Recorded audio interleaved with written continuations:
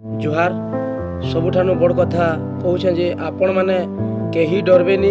वर्तमान कोरोना बेमार लगी अधे लोग डरी डरी दुर्बल हो जाऊन, राति सारा झुमरा नहीं लगवार बोलुछन। एंता आमर पृथ्वी थी बहुत थर महामारी मान आईछे, महाबात्या आईछे, भूकंप होइछे, तथापि भी आमर पृथ्वी के भगवान बचे रखीछन।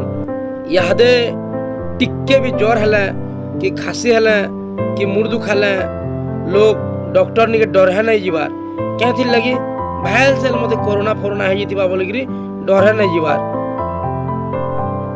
यादे देखो हमको कोरोना नहीं हुई, सहज कोरोना हमको आक्रमण कर नहीं पारे। आमे जितकी सफा सुतरा रहमा, हाथ मुँह धुई करी खाना खामा, लोग मान को बुझामा, खासी खुसा है मुहे कपड़ा दमा नाले हाथ दमा। कोरोना काना जम भी हमको नहीं छी पारे। हमर गाँव गहली थी आमे कहसु जे कहीं मुहे मुहा हाथे हुता मुखामुखी बांधमाबो लाज लागसी बसन, किंतु हमको ये सबू के दृष्टि रखिकी सचेतन होगा पड़वा। आउ जेन भाई माने बाहर राज्य के काम करी जाइछन ताकू आसले ताकर दिही पहा ठीक अच्छे कि ना न बोलिकी पचर आउ ताकू चेक फेक करवा लगी डॉक्टर निके पठन ना तो ना भी चलवा।